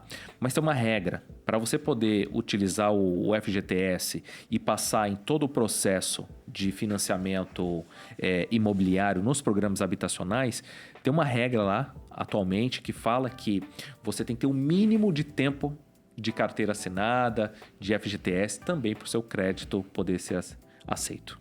Agora são 10 horas e 22 minutos. Eu queria só falar rapidamente, se possível, Rodrigo, sobre financiamento de veículo. É claro que a casa própria é o maior sonho, né, do brasileiro, porque ninguém quer ficar morando de aluguel, né, a vida toda. Você quer ter o seu cantinho, ter a sua casa do seu jeitinho. Do seu jeitinho, né? É um sonho para todas as famílias. É aquele famoso quem casa quer casa, né? E a gente tem visto também muitos jovens da geração Z que não estão conseguindo realizar esse sonho, até têm a vontade, mas não conseguem. Mas, por outro lado, tem muita gente que também tem a vontade de ter o seu veículo próprio, a sua moto para poder trabalhar, o seu carro. E a gente tem visto muitos aluguéis, muitos veículos por aluguel, carros de aluguel. Qual das duas alternativas é o ideal? Ou vai depender mesmo da renda da pessoa? Seria qual é mais vantajoso? Financiar um veículo ou ficar ali no veículo de aluguel? Não, muito bem. Você sabe que a gente teve um boom das locadoras de carros no Brasil, principalmente nos últimos 5 anos. E hoje, dependendo do objetivo que a pessoa tem para adquirir um veículo, ela pode optar ou pela locação ou pela compra. Se ela precisa do veículo, tá? Para viagens longas, por um período maior de tempo, mas esse veículo ela precisa de uma disponibilidade mais para passeio, pode ser que o aluguel seja mais vantajoso. Tá? Agora, existem também outros fatores. Por exemplo, veículos em que a pessoa aluga para poder trabalhar. Os famosos aplicativos. Muito provavelmente também alugar pode ser que seja mais vantajoso, porque o custo da manutenção já está embutido no preço isso, é verdade. da mensalidade do aluguel do carro. Então o carro deu problema, você leva na locadora, lá você tem esse seguro garantido. Então você vê se tem um ponto. Agora também existe uma outra questão, de você ter o seu veículo próprio, tá? E aí você tem, claro que você tem taxa de juros também, e aí você tem o bem que é seu. Então vai muito do que a pessoa busca. Tá? Se ela quer algo como patrimônio ou se ela precisa de algo momentâneo. E aí tem que avaliar os custos, porque em alguns momentos até se equivale a compra e a locação. Mas dependendo dos objetivos, pode ser que seja melhor ou comprar ou alugar. Até porque na hora de comprar tem que avaliar muito bem. Tem IPVA, né? Você tem seguro, a manutenção, como você bem disse, combustível. Então, não é algo muito simples, assim, né? Tem que avaliar com muita clareza, né? Muita sensatez mesmo. Você sabe que existe um ditado que carro é uma segunda família, né? Em muitas situações. Por quê? Porque você, às vezes, acaba adquirindo um veículo seminovo e você não conhece o histórico, Tabata. Então você tem o histórico que você não sabe, se foram feitas as revisões, as manutenções, se a quilometragem não foi adulterada. Tem muitos problemas. Então por isso que tem muita gente que fica com receio de comprar um carro, até mesmo seminovo, aí não tem dinheiro para comprar um carro zero, ela vai para locação. Sabe? Então ela vai e utiliza, porque pelo menos na locação, você compra um veículo, você loca um veículo novo e depois de 2 anos, 3 anos, dependendo do seu contrato, você tem direito a trocar aquele veículo por um veículo do ano, um veículo mais novo ainda. Então assim, você tem essas facilidades. Só que na hora que acabar o seu contrato, o carro não é seu. Agora, se você financiar um carro que acabar as parcelas, o bem é seu, e aí dali para frente você fica ali com a questão do IPVA, da manutenção, do seguro, etc. E lembrando que carro tem desvalorização. Carro não é investimento. Não é investimento. Perfeito, é importante, né? Porque tem muita gente ainda que acredita nisso. Eu vou comprar um carro porque é um bem, né? É um investimento, diferente de um imóvel, né? Tirou da loja, você perde aproximadamente uns 10%. Que coisa. Agora tem muitas taxas embutidas. A gente vê muito comercial também, financiamento com taxa zero. Onde que essa taxa zero ela acaba sendo embutida depois, hein, Rodrigo? Você sabe que são aquelas letras miúdas, né? Aquelas letras pequenininhas que a gente quase que não consegue enxergar, ou no programa de TV, ou na produção, lá no comercial, ou até mesmo nos contratos. É que você tem a taxa zero do financiamento, mas você acaba tendo alguns custos extras, Breno, que é o quê? É o custo de administração. Às vezes é uma taxa de movimentação financeira, às vezes é um IOF e taxa de aquisição. Então o banco ali vai acrescentando algumas coisas que você acaba pagando ali no valor. Mas hoje comprar um veículo não tem sido barato, principalmente porque hoje você tem taxas ali mesmo que seja taxa zero, mas não é todo mundo que consegue pegar uma taxa dessa. Depende muito da sua entrada, tá? Agora, se você tem um poder de renda menor, aí você acaba tendo que entrar numa taxa ali de 1,99%, 2% ao ano, e aí facilmente, num financiamento de veículos de 3 anos, você vai acabar pagando quase 2 carros. Uau! Meu Deus. Tem que avaliar mesmo, né? 10 horas e 28 minutos. A gente tem uma dúvida no WhatsApp, Rodrigo. A Amanda, ela mandou o seguinte: é impressão ou está mais difícil comprar o imóvel agora do que na época da pandemia, por exemplo? Eu percebo isso. Os juros continuam altos, as parcelas parecem mais caras. Eu vou pedir para você segurar um pouquinho a resposta, porque agora a gente vai acompanhar a previsão do tempo. Daqui a pouquinho nós voltamos então com o Rodrigo Simões. Em Belém, o sol aparece com muitas nuvens e pode chover à noite. A máxima é de 31 graus e a mínima fica em 24 graus. O dia também tem muitas nuvens e chuva em Teresina. A temperatura vai até 29 graus, a mínima de 24 graus. Já em Goiânia é o dia de sol com algumas nuvens, mas sem chuva. A temperatura fica entre 17 e 30 graus. Em Vitória também tem sol com muitas nuvens, sem previsão de chuva. A mínima é de 19 e a máxima 29 graus. Em Florianópolis, a quarta-feira fica chuvosa. A máxima é de 22 graus e a mínima fica em 17 graus. Relógio, rádio e TV.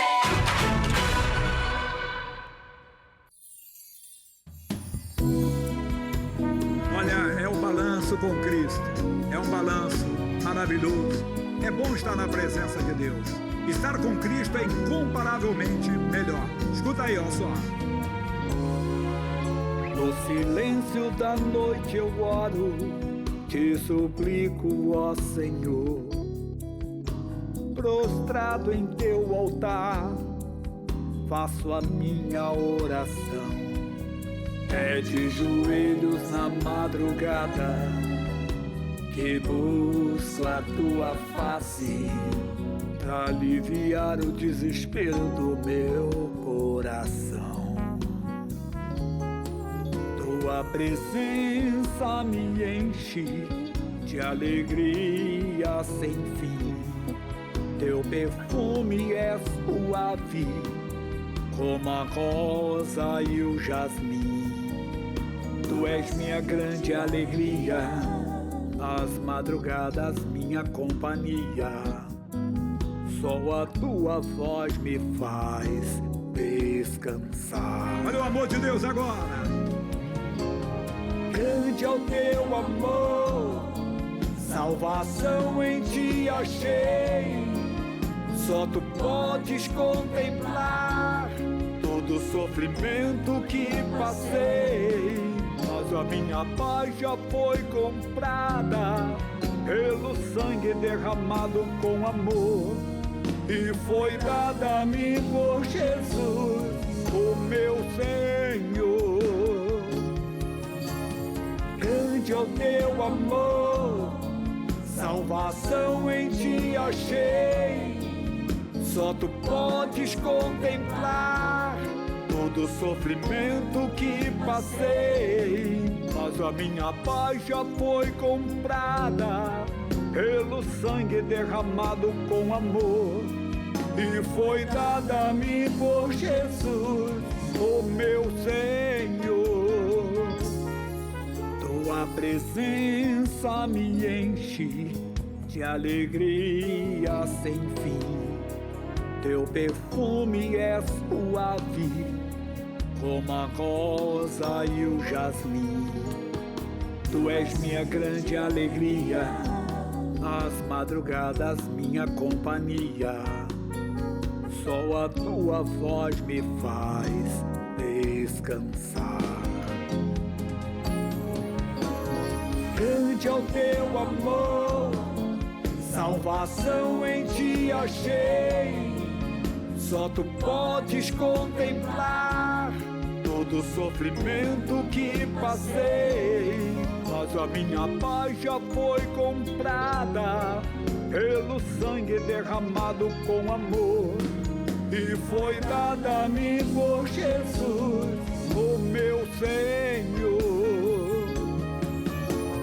Grande é o teu amor, salvação em ti achei. Só tu podes contemplar todo o sofrimento que passei. Mas a minha paz já foi comprada pelo sangue derramado com amor, e foi dada a mim por Jesus, o meu Senhor.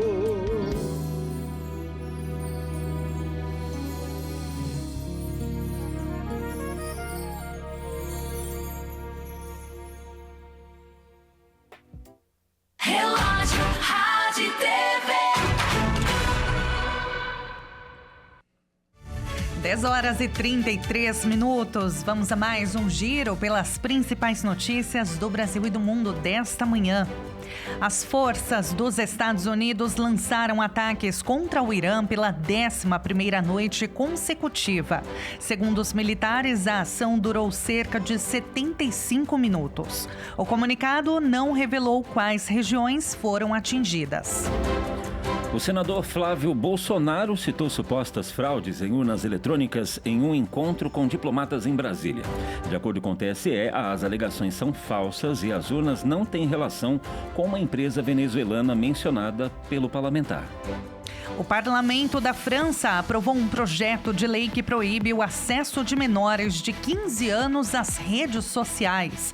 O governo planeja adotar essa restrição a partir de setembro, quando os alunos retornam às aulas após as férias escolares. Mais um destaque no esporte. Campeonato Brasileiro está de volta após a Copa do Mundo. Pois é, e agora, hoje à noite, por exemplo, jogam São Paulo e Atlético Paranaense, Chapecoense e Flamengo, e no mesmo horário de Brasília, Internacional e Cruzeiro. 10 horas e 35 minutos após as tempestades que atingiram o Rio Grande do Sul ontem, a quarta-feira começou com risco de novas inundações. A Defesa Civil do Estado emitiu um alerta vermelho de grande perigo para acumulados de chuva em parte do estado. Os volumes podem superar 100 milímetros em apenas 24 horas e chegar a 200 milímetros ao longo da semana. Ao menos 73 municípios registraram danos desde sexta-feira. Na região dos vales, o rio Taquari já atingiu a cota de inundação. Lajeado também ultrapassou a cota de inundação e a prefeitura da cidade começou a remover famílias das áreas de risco. O rio Caí também subiu nas últimas horas e o vale está em alerta vermelho. A capital, Porto Alegre, segue com um tempo chuvoso neste dia de quarta-feira. Agora 10 horas e 36 minutos, retomando o nosso assunto de hoje, que é financiamento, com um professor da Faculdade do Comércio, Rodrigo Simões, economista. Vamos voltar ao último WhatsApp que nós lemos aqui ao vivo, da Amanda, que ela perguntou o seguinte: é impressão minha ou está mais difícil comprar o imóvel agora do que na época da pandemia, por exemplo? Eu percebo isso, os juros continuam altos, as parcelas parecem mais caras. Bom, Amanda, Tabata, essa pergunta da Amanda, ela realmente é o que passa aí pela percepção das pessoas, né, no país inteiro, na cidade, onde adquirir o imóvel tá ficando mais difícil. A gente volta num ponto anterior. O que acontece? As famílias, no geral, têm estado com a renda cada vez mais apertada de disponibilidade financeira para poder incorporar dívidas, financiamentos, etc. Isso é reflexo do quê? Reflexo do avanço da inflação de serviços e também da inflação de produtos. Por exemplo, comprar um carro tá mais difícil. Tá ali próximo a 20%, 25% de juros ao ano. Veja só. Então, em 4 anos, você está falando de quase 100% de juros. Então, você compra um, vai pagar 2. Imóvel, aproximadamente 10%, 11% de taxa de juros. Só que o que acontece? O que tem pressionado o orçamento das famílias, Breno e Tabata, é que a estrutura de gasto e a estrutura hoje que nós temos de serviços, de combustível, de energia elétrica, inflação de aluguel, inflação de alimentos, vem corroendo numa velocidade muito grande o poder de renda das pessoas. Então, por isso que a pessoa tem aquela impressão de que tá difícil adquirir um imóvel porque não sobra, você não tem espaço, você não tem brecha no seu salário, na sua renda para poder adquirir. Mas a gente pode relembrar aqui que existem sim os programas habitacionais. Tá? Você tem o programa do governo federal, que é o Minha Casa Minha Vida, e você tem o programa da prefeitura, que é o programa Pode Entrar, que tem também financiamento subsidiado por valores da prefeitura, que também é muito mais barato, tá? O valor da parcela é mais baixo. É claro que o tamanho dos imóveis são menores, né? 35, 38 metros e por aí vai. Mas existem sim alguns caminhos. Agora, a família, a pessoa, o indivíduo, ele tem que também acabar fazendo a lição de casa, de tentar ajustar o seu orçamento, muitas vezes até mesmo ter que buscar uma renda extra para poder complementar e ajudar no pagamento da parcela e assim se estruturar para poder entrar no financiamento. E Rodrigo, também, como o imóvel valoriza, trata-se de um investimento, a pessoa pode de repente entrar nesse algo menor, né? E de repente, futuramente, utilizar como entrada num outro. Exatamente. Você sabe que você, por exemplo, você tem um fundo de garantia rendendo 3% ao ano. E é melhor você utilizar esse valor para pagar uma parcela do que é seu, do que você utilizar o valor do seu salário para poder pagar um aluguel que sobe, no mínimo, entre 5 e 5,5 ao ano. Se o FGTS está rendendo 3 e o aluguel está rendendo, tá comendo 5. Então, assim, é muito mais vantajoso você se endividar com uma parcela de um imóvel que vai valorizar, mas que é seu, sabe? Que vai te dar uma segurança, até mesmo emocional, muito melhor para a família, que a família não fica ali preocupada. Tem tudo esse efeito psicológico, sabe, Tabata? Então, acho que é melhor você comprar algo que a família se sinta bem, que se sinta segura. É interessante tudo isso que a gente trouxe aqui, essa sua resposta, porque ela complementa com a próxima mensagem que nós recebemos. Rodrigo, vamos saber quem mandou. A Fátima Pimentel. Ela disse: bom dia, sou Fátima, comprei uma casa, vou pagar em 360 parcelas, os juros me parecem altos no final, vou pagar como se fossem 2 casas? E ela mandou a foto da conta dela, tá ali saldo devedor, eu não consigo ler tão de longe assim. E olha que o meu exame de vista deu positivo, deu tudo certinho. Mas tá bem miudinho, mas ela disse isso, 360 parcelas. A nossa equipe deu zoom. Vamos lá. Saldo devedor teórico em 15/7/2026, o valor R$ 43.760,23. Juros por mês, R$ 183,26. E a amortização por mês, ela colocou R$ 220,24. Não, muito bem. Você sabe, Fátima, né, o nome Isso. Da nossa ouvinte. Fátima, o que acontece? Você realmente tem um impacto de juros porque o financiamento ele é longo. Com 360 parcelas, a gente está falando que é 30 anos.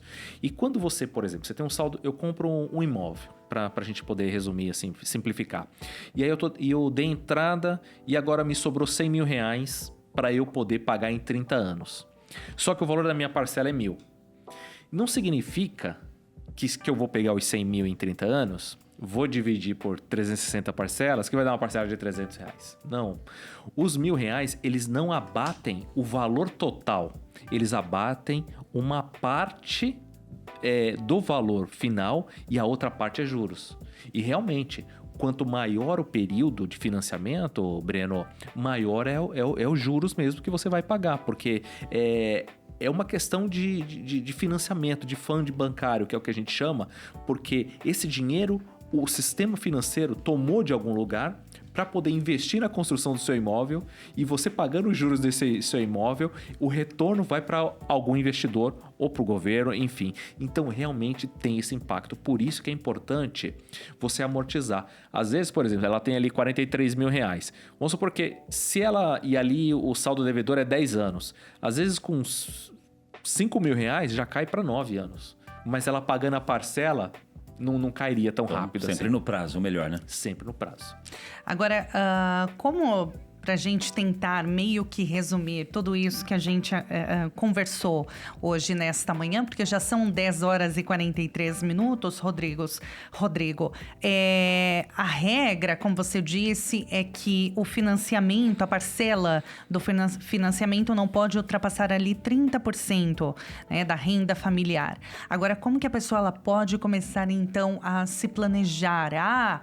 Como trazer então essa receita, assim, claro, de forma muito simplificada, porque cada família é uma família, cada caso é um caso, mas de maneira geral pensando numa família de renda baixa, uma família média ali, né? Tá, não, é importante esse ponto que você está abordando, Tabata, porque realmente existe uma preparação antes de você adquirir o seu imóvel, tá? Ou até mesmo a primeira casa da pessoa, da família, isso é importante. Qual que é essa participação, essa preparação? É você se estruturar para poder entrar num financiamento de longo prazo. Você precisa entender qual a sua fonte de renda, se sua fonte de renda é recorrente, se você já conseguiu acumular pelo menos uma parte do valor da entrada, de você poder, junto com a sua família, né, ou ali você tem a família, ou indivíduo, ou irmãos que moram juntos, tentar entender se é possível somar as rendas, porque isso dá força na hora de você comprar um imóvel. Você pode somar a renda, ou a renda da família, ou a renda dos irmãos, ou a renda do casal, ou enfim, a renda de quem estiver junto para poder adquirir. Isso ajuda muito e facilita, porque o banco, na hora de te oferecer o empréstimo, ele vai juntar a renda das pessoas. E é a renda bruta, não é a renda líquida. Só que o sistema, né, o banco, ele vai analisar se também a pessoa, ao entrar num financiamento, Tabata, se ela está adimplente com as dívidas em outras instituições. O que significa isso? Se você está em dia com seus pagamentos. Pagamento de cartão de crédito, se você não está com o nome no Serasa, se você não está com o nome protestado em cartório, tudo isso vai ser avaliado na hora que for oferecido o crédito para a pessoa. Então, primeiro se estruturar, conhecer o seu orçamento, preparar o valor da entrada, entender qual é a sua faixa sua faixa de renda que o banco vai te aprovar, e aí depois você buscar o seu imóvel dos sonhos aí. Maravilha! Esse é o Rodrigo Simões, economista e professor da Faculdade do Comércio. Para você acompanhá-lo no Instagram, busca aí @Rodrigo Simões Galvão. Lembrando que não tem acento, @Rodrigo Simões Galvão. Rodrigo, olha, foi muito bom o bate-papo, uma aula, né, Breno? Porque a gente aprende aqui. Show. E vai encaixando, né, as dúvidas que a gente tem do nosso público. É sempre muito bom. Muito obrigada, Rodrigo. E as portas estão abertas, viu? Pode voltar sempre. Olha, eu fico muito feliz pelo convite. Me sinto honrado de estar aqui com vocês hoje. Obrigado, Breno. Obrigado, Tabata.